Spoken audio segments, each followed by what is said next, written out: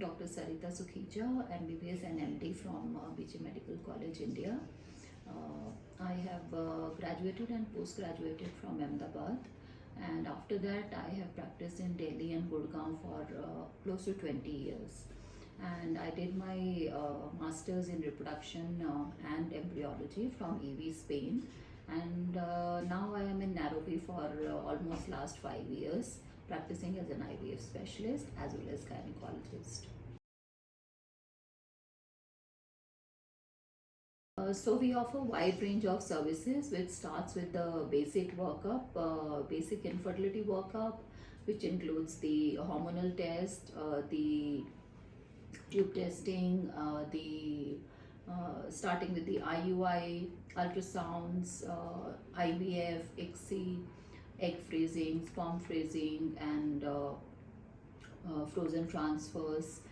And then we also have PGTA, that is pre-implantation genetic testing for aneuploidy, and which is not available at many centers, but we have it because we want to give the best to our patients and have good results.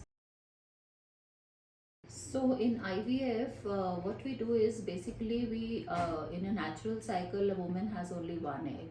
And in IVF, we are trying to stimulate the eggs which come up during that cycle.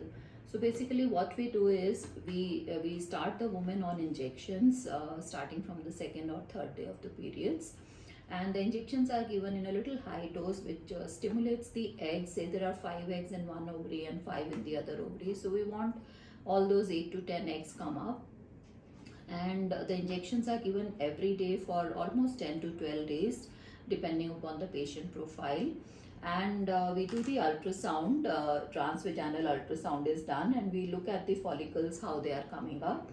And once they are ready, we go through the vagina, like from here we go inside with a needle, and it goes inside the follicle, and we take the egg out. So all the eggs are aspirated in the tube, and then once we have the eggs, so the eggs look like this. You can say they look like they're microscopic. You can't see them with the naked eye. So once we have the eggs, then the husband is asked to give the semen sample, and this is an ICSI machine, which is a specialized microscope in which we pick up one egg and we pick up one sperm, and the sperm is injected. You can see here there's a small sperm, and this is egg is being held, and the sperm is injected into the egg. So we make sure the egg enters the sperm enters the egg, and it is fertilized.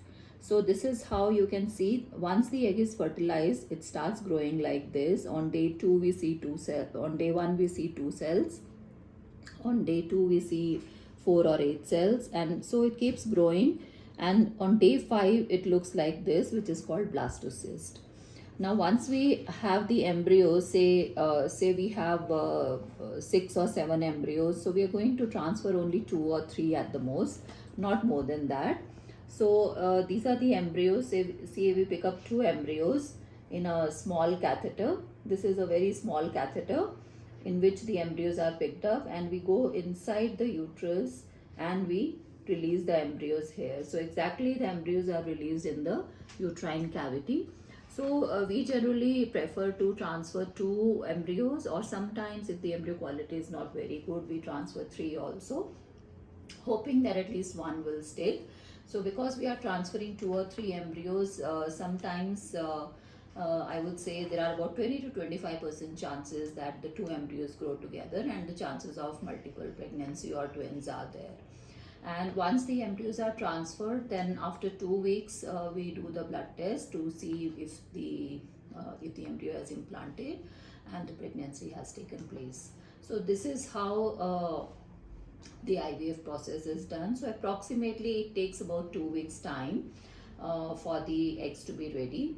And because we have to put in a needle through the vagina, it is done under a very short anesthesia. Otherwise it is quite painful for the patient. So under anesthesia, patient is very comfortable and we can do the procedure easily. The other thing is nowadays that we are doing at our clinic also, and in most of the clinics, what happens is when we are giving hormonal injections, when the follicles are releasing a lot of hormones, it can affect the uterus lining. So what we do is, in one cycle we pick up the eggs, we make the embryos and we freeze them. For 2 months we don't charge anything extra. It is just to give good results to the patients, because we want the hormone levels to come down to normal. And once the patient has bled once, in the next cycle they come, then we start preparing them and then we do the transfer. So the transfer is a frozen transfer. So at our clinic we are doing almost 80%, 80 to 90%, I would say, the transfers are frozen transfers. And we have a laser also, by which the laser shot is given on the embryo outer wall, so that it can hatch easily and it can implant. So we have all the facilities. We are trying that we give the best results to the patients, and that is how the IVF works. See, in spite of the best efforts, best technology, and best clinical skills, IVF results all over the world are maximum, I would say, 50 to 60%. If the patient is younger, say less than 35, the results could be 50 to 60% or 65%. But if the patient is older, say more than 35, then the results are 25 to 30%. And in spite of our best efforts, sometimes the patients do not get positive results, and they do get discouraged, and it's quite emotional trauma for them. So we explain to them everything before starting the journey, and we try our best that we can do the IVF with their own eggs. But sometimes in older women, if the egg quality is not good and if we are not getting good embryos, then we do offer them pre-implantation genetic testing, which checks the embryos, in which the biopsy is taken from the embryos and it is sent for testing. And the embryos which come out normal are the ones which are only transferred. So it does add to the cost, but then it saves the patient from repeatedly failed cycles. So sometimes patients do get disheartened, and if the eggs are not working, say for 40 plus women, then we do have to tell them that they have to go for donor eggs.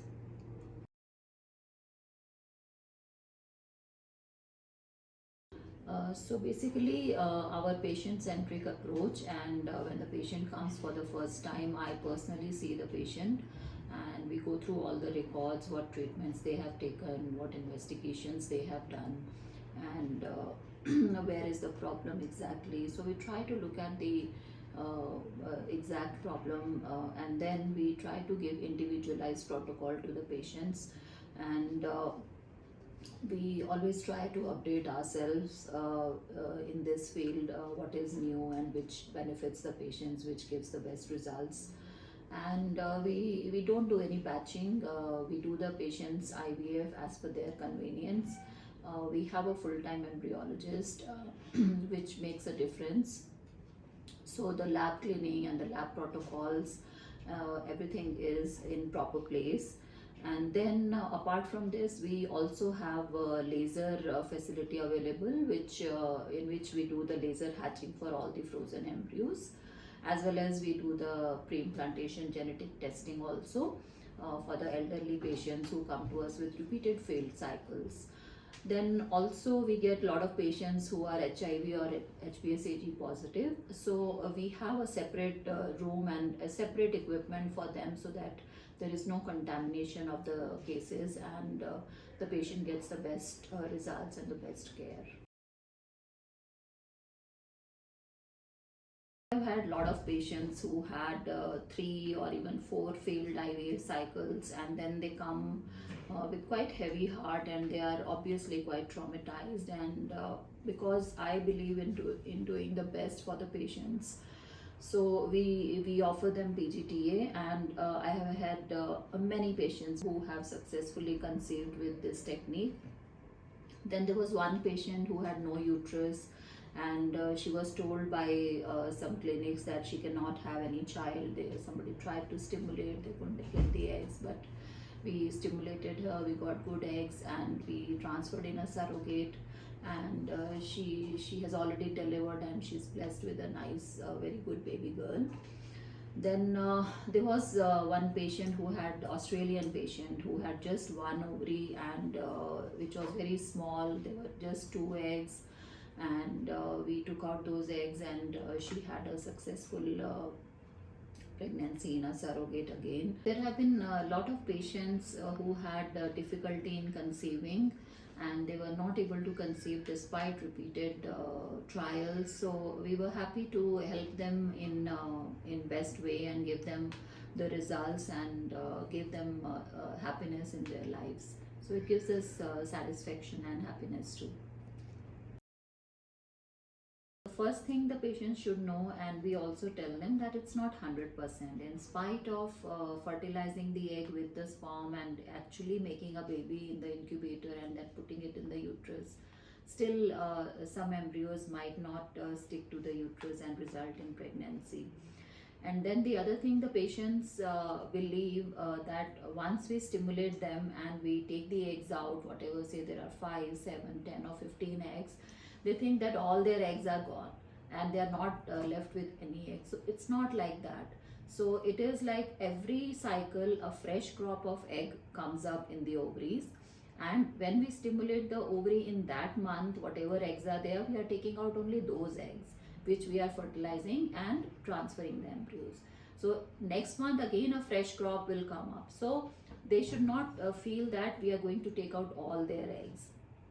Then the other thing about the IVF is, there are a lot of patients who are in younger, or I would say mid 30s age group, or the older patients. Sometimes when the girls are focusing on their education and career, they think they have a lot of time to have pregnancy. So it's not like that, because the IVF results vary a lot as per the age. So if somebody is younger, and if they have got married and if they have had children, it's fine. But if for any reason, if they are postponing the pregnancy, they must go and freeze their eggs or embryos, which they can utilize later and they can get pregnant later. But with their own eggs at age 40, it's going to be a little difficult. So the girls should realize that the number of eggs as well as the quality of eggs starts decreasing as they age, and they must freeze their eggs or embryos which is available. And the egg freezing results are nowadays very good. We almost get 90 to 95% eggs back if we freeze them. So I would say, if a girl has not found a right partner, or she has not decided to get married by the age of say 33, 34, as she is approaching 35, she should consider freezing her eggs for future use. Then then she can be at little ease, that whenever she finds a partner, then she can settle down, and then she can have babies as and when she is ready.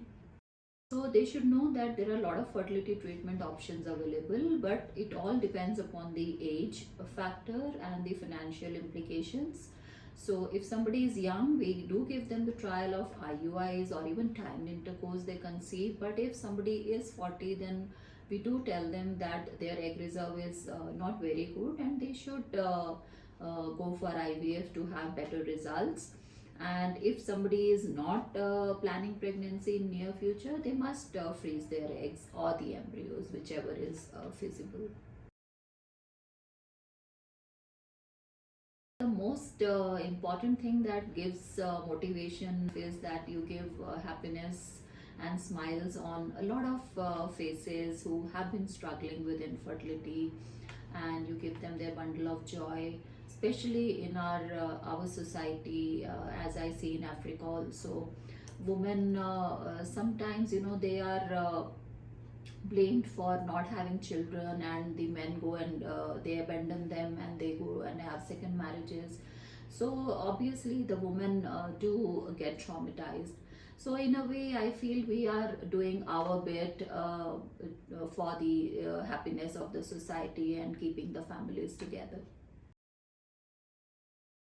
To book your appointment, you can go on the link below, and you can visit the website as well as my profile on My Health Africa. And you can book your session with us, and we can help you achieve your dreams of starting a family and having a successful pregnancy with us. Thank you very much.